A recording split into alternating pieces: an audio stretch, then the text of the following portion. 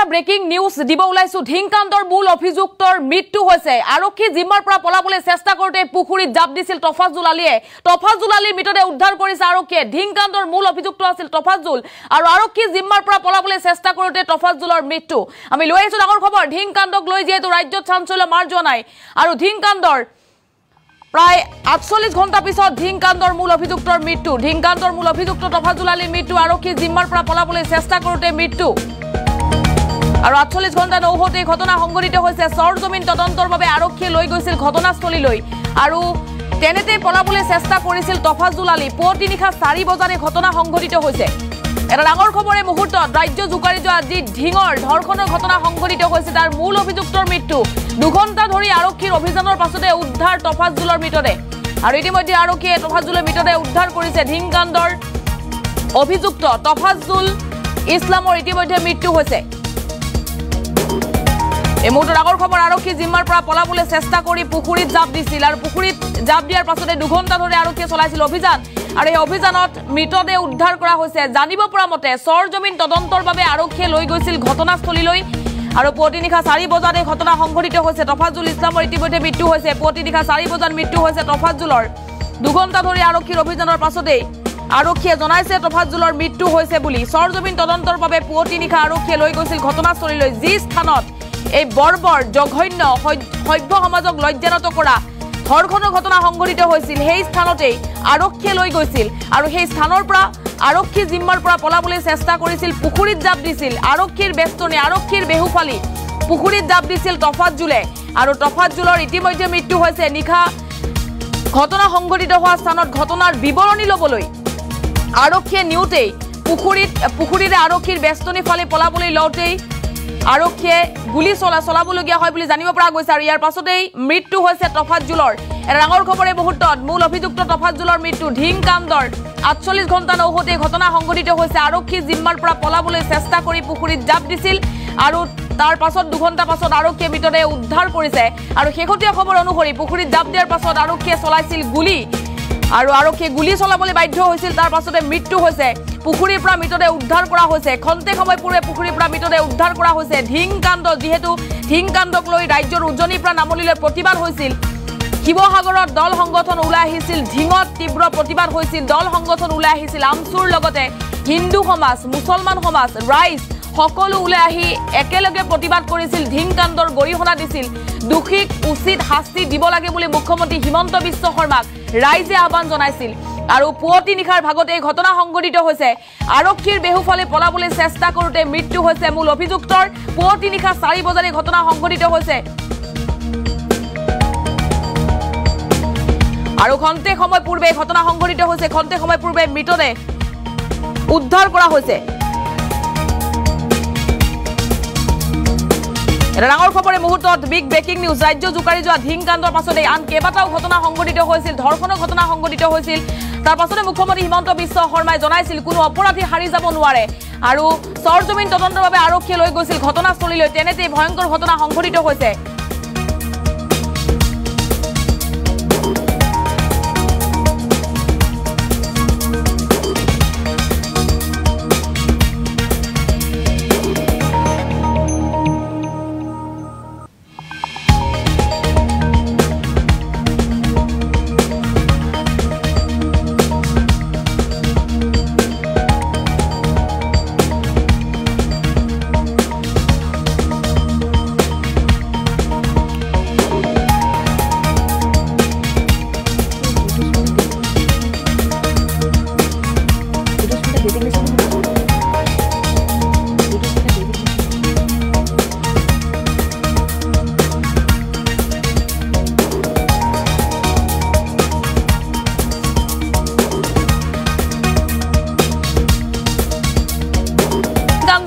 অভিযুক্তৰ মৃত্যু হৈছে আৰক্ষী জিম্মাৰ পৰা পলাবলৈ চেষ্টা কৰোতে পুখুৰীত জাপ দিছিল আৰু মুহূৰ্তত ফোন যোগে আমি সংযোগ স্থাপন কৰিছো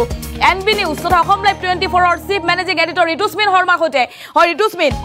এটা যেহেতু মূল অভিযুক্ত ইতিমধ্যে মৃত্যু হৈছে পুৱতি নিশা আৰক্ষীৰ বেহুফালে পলাবলৈ চেষ্টা কৰি পুখুৰীত জাপ দিওঁতে মৃত্যু হোৱা বুলি জানিব পৰা গৈছে শেহতীয়া খবৰ কিবা আছে নেকি ঋতুস্মিন হয় ইতিমধ্যে আপুনি খবৰৰ ঘটনাটো জনাইছে কালি গ্ৰেপ্তাৰ কৰা হৈছিল তফাজুল ইছলামক আৰু তফাজুল ইছলামক আৰক্ষীয়ে পুৱতি নিশা লৈ আহিছিল চিনটো ৰিক্ৰিয়েশ্যন কৰিবলৈ কেনেদৰে তেওঁলোকে এই জঘন্য ধৰ্ষণ কাণ্ড সংঘটিত কৰিছিল সেই চিনটো ৰিক্ৰিয়েশ্যন কৰিবলৈ তেওঁ ঘটনাস্থলীলৈ লৈ আহিছিল আৰু ঘটনাস্থলীলৈ লৈ আহোঁতেই সেই স্থানত এটা ডাঙৰ পুখুৰী আছিল হঠাৎ চিনটো ৰিক্ৰিয়েশ্যন কৰি থাকোঁতেই আৰক্ষীয়ে বেহুফালি তফজুল ইছলামে পুখুৰীটো জাপ দি পুখুৰীটো সাঁতুৰি পাৰ হৈ ইপাৰে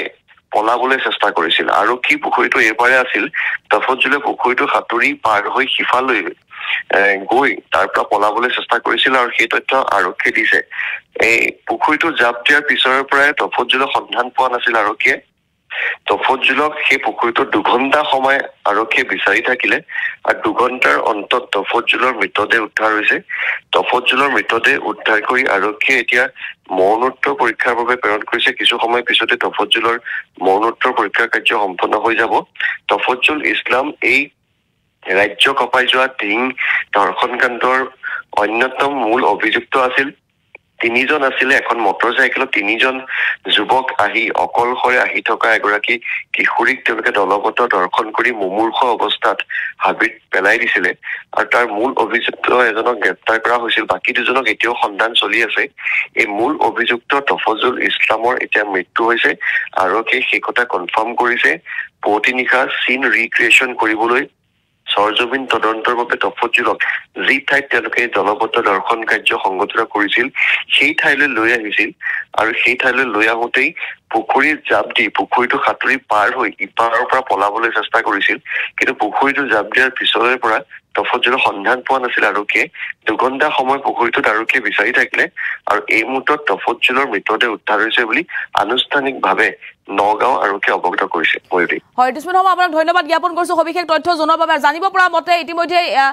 আৰক্ষীয়ে হাস্পতাললৈ লৈ গৈছে মৰণোত্তৰ পৰীক্ষাৰ বাবে তফজুল ইছলামৰ মৰণোত্তৰ পৰীক্ষাৰ বাবে হাস্পতাললৈ লৈ গৈছে আৰক্ষীয়ে আৰু পুৱতি নিশাৰ ভাগতে ঘটনা সংঘটিত হৈছে পুখুৰী পাৰ হৈ পলাবলৈ চেষ্টা কৰিছিল আৰক্ষীৰ বেহুফালি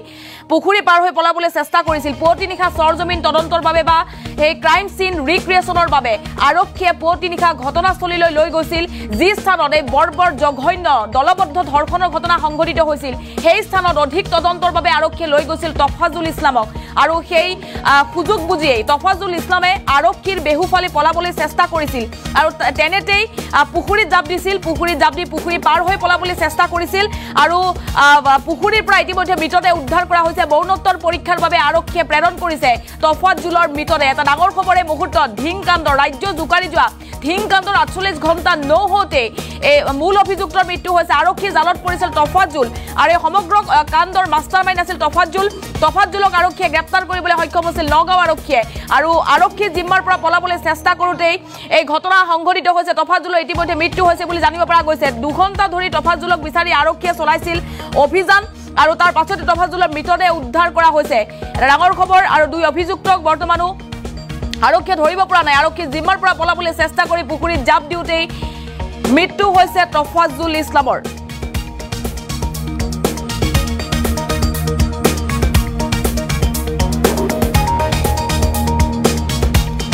আৰু পুৱতি নিশা 4 বজাত সংঘটিত হৈছে এই ঘটনা আৰক্ষীৰ জিম্মাৰ পৰা আৰক্ষীৰ বেহুফালে পলাবলৈ চেষ্টা কৰিছিল ধিং কাণ্ডৰ মূল অভিযুক্ত আৰু জানিব পৰা মতে নিশা সংঘটিত হোৱা ঘটনা সংঘটিত হোৱা স্থানত বিৱৰণী ল'বলৈ লৈ গৈছিল আৰক্ষীয়ে পুৱতি নিশা আৰক্ষীয়ে লৈ গৈছিল তফজুলক কেনেকৈ এই ঘটনা সংঘটিত কৰিছিল ক্ৰাইম সিন ৰিক্ৰিয়েশ্যনৰ বাবে আৰক্ষীয়ে লৈ গৈছিল তফজুলক আৰু তেনেতে আৰক্ষীৰ বেহুফালি পলাবলৈ চেষ্টা কৰিছিল নিৰাপত্তা বেষ্টনী ফালি পলাবলৈ চেষ্টা কৰিছিল পুখুৰীত জাপ দিছিল আৰু তাৰ পাছতেই পুখুৰীৰ মাজত সন্ধানহীন হৈ পৰিছিল তফজুল আৰক্ষীয়ে তফজুলক 2 ঘণ্টা ধৰি বিচাৰিছিল পুখুৰীত নামি পৰিছিল আৰক্ষীয়ে তফজুলক বিচাৰিছিল 2 ঘণ্টা ধৰি চলিছিল অভিযান আৰু অৱশেষত তফজুলৰ মৃতদেহ উদ্ধাৰ কৰা হৈছে এটা ডাঙৰ খবৰ 2 ঘণ্টা ধৰি আৰক্ষীৰ অভিযানৰ পাছতে তফজুল ইছলামৰ মৃতদেহ উদ্ধাৰ আৰু ইতিমধ্যে মৰণোত্তৰ পৰীক্ষাৰ বাবে প্ৰেৰণ কৰা হৈছে তফজুলৰ মৃতদেহ আৰু ধিং কাণ্ডৰ যি ৰাজ্য জোকাৰি যোৱা বৰ্বৰ এগৰাকী কিশোৰীক দলবদ্ধ ধৰ্ষণ কৰিছিল তাৰ পাছতেই সদা ব্যস্ত ধিঙৰ ৰাজপথৰ কাষত পেলাই থৈছিল কিশোৰীগৰাকীক অৰ্ধনগ্ন অৱস্থাত কিশোৰীগৰাকীক পেলাই থোৱাৰ পাছতে পথাচাৰীয়ে প্ৰত্যক্ষ কৰিছিল কিশোৰীগৰাকীক আৰু ততাতৈয়াকৈ চিকিৎসালয়লৈ লৈ যোৱা হৈছিল কিশোৰীগৰাকীক এই ঘটনাৰ পাছতেই ঢিং চহৰ বন্ধ ঘোষণা কৰা হৈছে লাহৰীঘাট 12 ঘণ্টাৰ বাবে আজি ৰাতিপুৱা 6 বজাৰ পৰা লাহৰীঘাট বন্ধ ঘোষণা কৰিছে আমছুৱে দল সংগঠন ওলাই আহিছে দুখিক উচিত শাস্তি দিবলৈ ধৰ্ষিতাক ন্যায় দিবলৈ ৰাজ্যৰ দল সংগঠন ৰাইজ ওলাই আহিছে আৰু এইবাৰ পুৱতি নিশাই ঘটনা সংঘটিত হৈছে মূল অভিযুক্তৰ মৃত্যু হৈছে আৰক্ষী জিম্মাৰ পৰা পলাবলৈ চেষ্টা কৰিছিল তফাজ্জুলে ক্ৰাইম সিন ৰিক্ৰিয়েশ্যনৰ বাবে আৰক্ষীয়ে লৈ গৈছিল ঘটনাস্থলীলৈ যি স্থানত বৰ্বৰ কাণ্ড সংঘটিত হৈছিল ধৰ্ষণ কাণ্ড সংঘটিত হৈছিল সেই স্থানত আৰক্ষীয়ে লৈ গৈছিল নিশা 4 বজাত আৰু যেতিয়া ক্ৰাইম সিন আৰক্ষীয়ে ৰিক্ৰিয়েশ্যন কৰি আছিল সুযোগ বুজি আৰক্ষীৰ নিৰাপত্তা বেষ্টনী ফালি আৰক্ষীৰ বেহুফালি পুখুৰীত জাপ দিছিল ভাবিছিল তফাজ্জুলে পুখুৰী পাৰ হৈ পলাবলৈ পাৰিব বা পলাবলৈ তেওঁ চেষ্টা কৰিছিল ধৰ্ষণকাৰী মূল অভিযুক্ত লম্পটটোৱে পলাবলৈ চেষ্টা কৰিছিল কিন্তু পলাবলৈ নোৱাৰিলে পুখুৰীত জাপ দিয়াৰ পাছতে সন্ধানহীন হৈ পৰিছিল তফাজ্জুল আৰক্ষীয়ে পুখুৰীত নামি তফাজ্জুলক বিচাৰি চলাইছিল অভিযান আৰু তাৰ পাছতে খন্তে সময় পূৰ্বে 2 ঘণ্টা অভিযানৰ পাছত খন্তে সময় পূৰ্বে তফাজ্জুলৰ মৃতদেহ উদ্ধাৰ কৰিছে আৰক্ষীয়ে আৰু 6 বজাত তফাজ্জুলৰ 6 বজাৰ পাছত তফাজ্জুলৰ মৃতদেহ উদ্ধাৰ কৰিছে আৰক্ষীয়ে কিয়নো 4 বজাত যেহেতু লৈ গৈছিল আৰক্ষীয়ে ক্ৰাইম সিন ৰিক্ৰিয়েশ্যনৰ বাবে আৰু ক্ৰাইম সিন ৰিক্ৰিয়েশ্যন কৰি থাকোতেই আৰক্ষীৰ বেষ্টনীৰ পৰা পলাবলৈ চেষ্টা কৰিছিল আৰু তাৰ পাছতে এই ঘটনা সংঘটিত হৈছে মৃত্যু হৈছে মূল অভিযুক্তৰ